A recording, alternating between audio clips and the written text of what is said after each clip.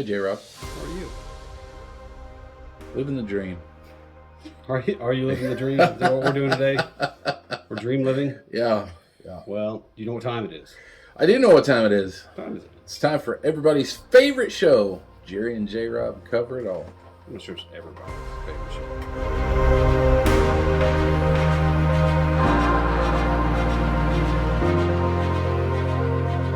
Well, all the 4 people that listen to us. That's true. At least 4. We're moving up in the charts. Well, today we have a guest. Yes. Do you know who this guy is? I met him just a few minutes ago. Yeah. This is Mr. Leon Ingersoll, who happens to be a really good guy. Appreciate it. So Leon's here to tell us a little bit about what he, what he's done in life, and I think it's got a good lesson for us. He is hope you don't mind me saying, your current deputy at the Harney County Sheriff's Office, and you've got some military history and background, which we'll get into in a little bit. But I met him, I don't know, maybe over a year ago doing a benefit for a veterans get-together thing that we were doing for mental health, and he showed up and supported that. So great attitude, great guy, and it was good to meet him, and I asked him to be on the show here, so here we are today. He's going to tell us a little bit about himself. So thank you for your service. My pleasure. So, you want to lead it off, or? Yeah, just tell us who you are, where you came from, what do you do? Well, I grew up in Killeen, Texas. I'm a military brat, Okay. so We won't hold that against you. so it's not that bad. So I grew up in Killeen, between Killeen and Germany. My father being in the Army. Graduated from Ellison High School in '88. Then I joined the Army. Spent my time in the Army. Completed my contract. Then I started doing contracting overseas, different countries, security, K-9, and personal protection, until the day I was hit by IED. All right. Well, let's jump it off in there. So tell me, kind of what's set the stage for me. Where were you at specifically? If you can talk about it, and kind of what was going on, and what was the theater like at that point. It was still, the theater was still kind of, we would take rockets every now and then, mortars and things like that. But I was doing personal protection. I was the bomb dog handler on the team.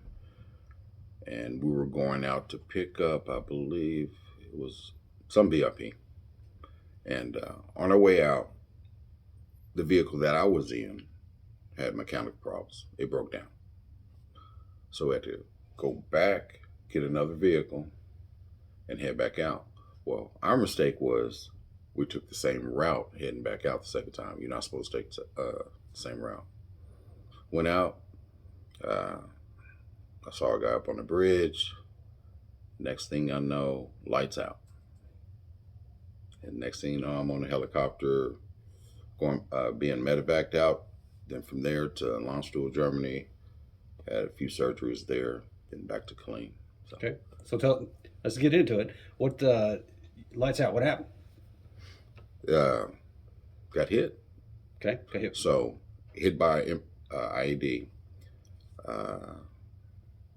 It's kind of hard to. It's like a movie. Right. Bits and pieces are taken out. So some things I remember, some things I don't. And all this happened in 2007. So I got hit by the IED. It messed up my hand and arm to the point where they were thinking about amputating. Luckily, they didn't have to. So went from Baghdad to Landstuhl, Germany. Like I said, they did 2 surgeries there. They considered debridement. Back to Killeen, and then I had about 8 to 10 surgeries in Houston. And luckily, that's where I am now. Okay. Still got your arms? Still got my arms, all 10 fingers. So, but there's some, I can't make a complete fist, but that I worked through therapy. It was painful and things like that, but For me, the mental portion was worse than the physical. All right, all right. So we're gonna get in that in just a minute. When you were there, or when that happened, so it's, I assume a roadside bomb of some sort, right? So somebody pulled the trigger on that. You may have seen the suspect that was there that did that. Right. Um, your vehicle flipped over. Is that correct? Did I hear that? It took it. Yeah, the explosion took it and put it in the middle of the road because we were what they call counterflow. We were going against the regular flow of traffic to keep, the enemy guessing. Right. So, yeah, it put it in the middle of the highway pretty much. So you're unconscious at that point. Did you guys take fire? Took gunfire once the vehicle behind me, Ray. Matter of fact, Ray Ingersoll up in Ohio. That's my buddy. He pulled me out of the vehicle. Okay. And they got me out. Started taking gunfire. Luckily, where the device was, where I got hit, it was at a military checkpoint. So you were close. So military came up. They surrounded the vehicle. Rest of the motorcade came back, surrounded the vehicle. Suppression fire, all 360. They got me out, put me in a Humvee, and got me to the hospital. Okay. So while you were there, did you get hit with any rounds while you were on the ground? One. Okay. Where'd you take that in? In the plate. Okay. The my vest. So, and that's where I believe in those. Always wear your place. Yeah. That's a good story in and of itself, right? Yeah. So you're unconscious that whole time. You never remembered anything from that incident per se during, right? Did I hope you don't mind me asking, did you lose anybody during that time? No, I was the worst one actually. Okay. My driver, he lost his index finger. Other than that, I was the worst. Worst one injured. So only one bomb. Guys took some rounds. Did anybody else get hit? No. Okay. All right. So you were just the magnet that day. It was me. It was Leon me. was pulling everybody in. Yeah. Okay. So they get you on the Humvee, get you back to camp, fly you out. You're on your way to the hospital. Don't remember anything. Don't know anything at that point. What have people told you about it? That seems pretty amazing. What Ray has told me, the guy that pulled me out, was that he estimated it was a 122 millimeter round or device that they detonated. He said it took the vehicle, literally lifted off the ground and just pushed it to the side. It's hard for people on the outside looking in try to get an idea what that looks like, but you gotta have to keep in mind this is a up armored Tahoe. Right. Run flat tires. It's heavy, but it just took it up like a little toy car and threw it in the middle of the road. So that is the main thing that I can think about that Ray has told me about, because that I can remember, put it that way. Okay. Yeah. All right.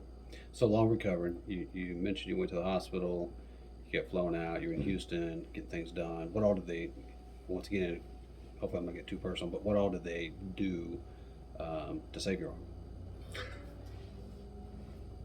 I do remember, though, I take that back. They flew me to Killeen. From Killeen, they put me in the hospital, Scott and White, in Temple. Temple, they did the main reconstruction surgery. Other surgeries were finished in Houston. So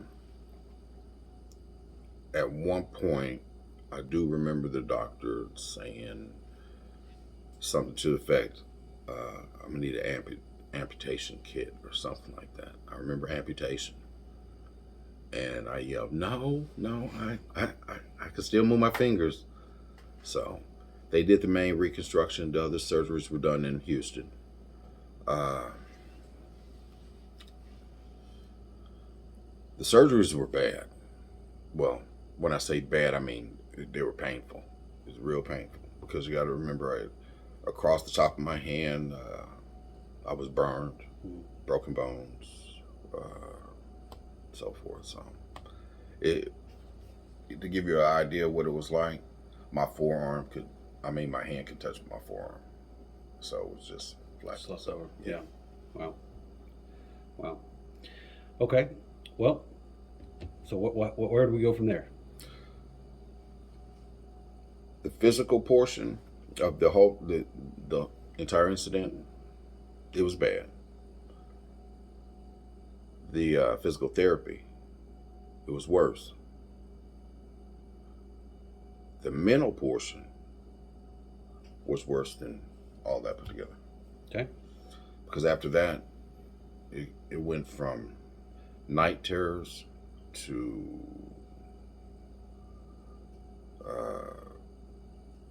you wake up in the middle of the night, sweat, and you're on pain medications already.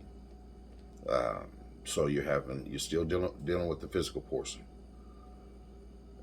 So in the middle of the night, you have to take your medication every so often. My mom would come in. I had to live with my mom. She would come in and give my medication throughout the night. I'm sure it was taxing on her because I would wake up screaming. So you still reliving everything that just happened. And so I had to go see a psychiatrist, a forensic psychiatrist, then a psychologist, then a counseling. So, and on top of that, they give you medication. So, and you're not wanting to sleep because if you fall asleep, then you have the nightmares, the night terrors. So then you go into another phase, which is insomnia. So you're up all night. So it's a battle of what to do, what not to do. You want to sleep, don't sleep. You lose your appetite and things like that. So it was terrible. Then as time passed, almost a year to the day, my roommate from Iraq got hit, lost his leg. So I'm still going through my thing, and then I find out he gets hit. So it was bad. Was that a setback for you? Yeah. And everything if you go places, you're hyper vigilant. You're always looking around, looking. You have anxiety to the point where I had to stick close to people that I know, ask them to take me outside if we're at a restaurant or in the store or something. Take me outside. I start getting nervous, completely sweating. So, and it was a ongoing issue for I'd say about 2 years. 2 years I went through that. And so the side effects of all the medication that they give you, lethargic. It keeps you, seems like you're sedated the entire next day. So the eating, not eating. So I understand how people feel, and that's not including the alcohol. So I did drink. Don't drink it now. It was terrible. Yeah. Actually. Yeah. Well, I'm sure there's a lot of people going through that can resonate with what you're saying right now. Mm-hmm. So. Yeah, that's not something, as a civilian, someone who's not ever had to deal with anything that you've had to deal with, or it's not something that I can say I've put a whole lot of thought into. Mm-hmm. I know that you guys go out and you protect our freedoms, and you get hurt, you come home, but to somebody who doesn't know, they think, well, you heal up and you're good, but nobody talks about that mental aspect. Right. They, like you said, the injury was painful, the recovery was painful, but the mental recovery and the emotional stuff was Mm-hmm. even worse than all that combined. Right. And then on top of that, to this day, everything just becomes a memory. I mean, you'll never forget it, never. But you learn how to, okay, it's just a memory today. You'll think about it. It may be a sight, a smell, a sound, anything. But it'll bring back the memory. Yeah. It's not as bad, nowhere as bad as it used to be. Right.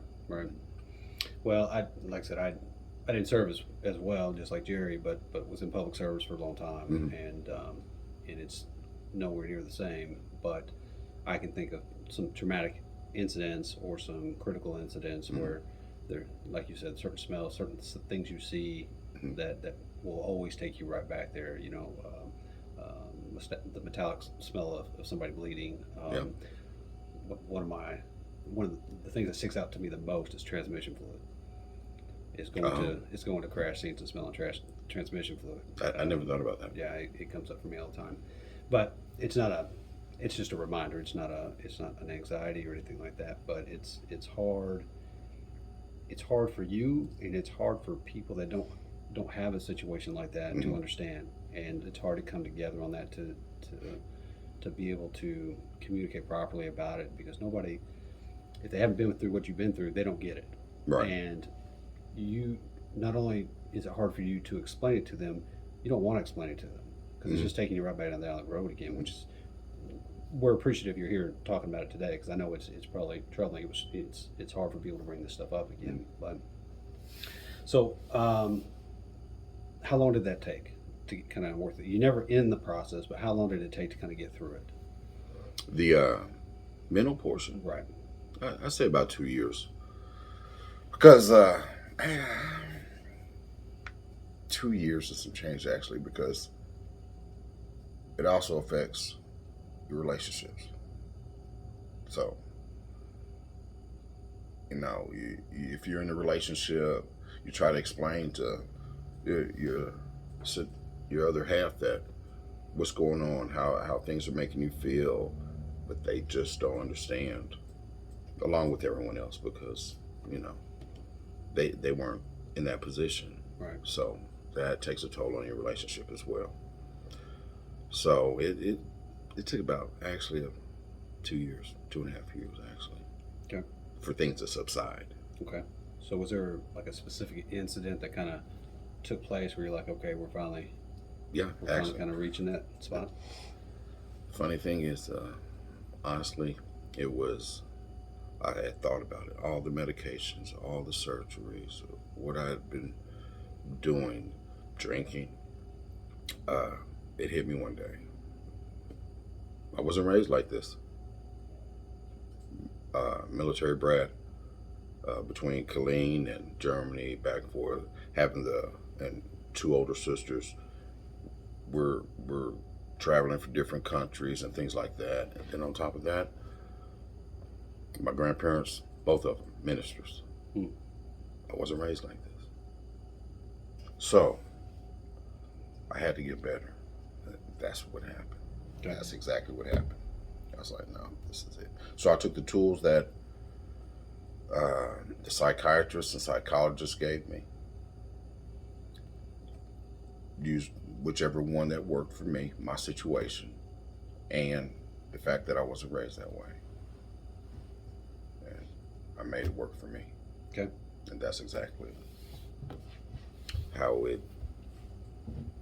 I put it to use, Right. for me. So. Right.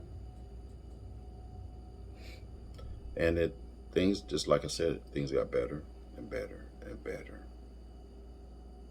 And me and my wife said, you know what, move from clean, move to burn it, start all over, and things are going great. Very good. Very good. So how long have you been at the SO? 5 years. 5 years. 5 years. And how is that going? It's going great. Yeah. It's going great. I backtracked from Burnett County. I was one of the ones that started the mental health, the CIT unit at another sheriff's office before coming to Burnett County. So my experience overseas gave me the insight, or the other side, how to look at people that have mental health issues. Okay. So I understand a lot of the reason why people stop taking their medications is because of the side effects. Right. So I understand that now, because I've been on that side. So now all the deputies at Burnett County, all of us are mental health certified. We have a CIT unit, That was going to be my next question. Was, Oh, really? Yeah. Yeah, we have a mental health unit, so it works out. It works out great. Go ahead. No, I was just going to say, if somebody was listening right now that was in your shoes, what would you want them to know?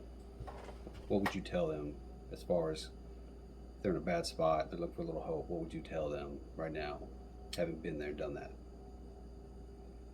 Regardless of the situation, how they got into the well, I would rely on your family. Get the help that you need. If you there are so many, especially in the Burnett County area, there's Blue Bonnet Trails. There's a sheriff's office. You can contact the sheriff's office. Will come out, or the CIT unit will come out and make arrangements for it. Don't worry about the medical insurance and things like that. If you need help, we can get you help. So Right. And you probably know as well as I do that as time has gone on, the call volume for mental health cases has gone up. Yeah. Extremely high, right? Or it's every year over year it's much higher. What do you think that's due to? I'm sorry. What do you think that's due to? A lot of it that I've seen is chemically induced, drug related. Right. So, and then I've seen quite a bit of meth use. Right. So, and that, from what I understand, you stay up 3-5 days. That leads to insomnia. You start hallucinating, and so there you go down the path of the mental health. Right. Well, there are a lot of good resources out there now, and there's a lot of good folks out there that are putting forth significant effort to help in that area. I think law enforcement in general has done a really good job of trying to step up into something that they had no idea how to deal with for a long time, up into the mid 2000s at least, and all of them, from what I can tell, are making significant strides to get educated, to get trained, to also come up with the resources to deal with that, because that's another issue right there. It's a lot of times there's no beds for people, there's no space for people, Right, there's no, right. and you got to start really getting creative to find some help for people. And I think the agencies, which they don't get any credit for this ever, but that's something they work really hard for, to try to really help people in those crisis situations. You don't get to hear about that much. Right. And also, since we're, this close to 50 miles to Fort Hood, we also run into military members. That doesn't matter because we get them to the VA in Temple, or the VA in Waco. Right. There's steps, but we can still get them help. Right. All right. Very good. Well, what else? What else have you done? You've done a lot of stuff. I'm sure there's some more stories in there somewhere. Let's see. Between Iraq and my law enforcement career? Whatever you want to say. No, not really. I'm a simple guy, actually. Actually, I take care of the house, or my wife takes care of the house. Actually, I do what she tells me to do. I do the yard. So I did find out that after coming back from Iraq, the things that I enjoy doing keeps me on a level playing field. Keeps me. I put on my headphones and I'm in the yard. Yeah. So I like doing the yard work. I stay out there, and I'm in my own world. So there's the little things that make a difference, along with the help from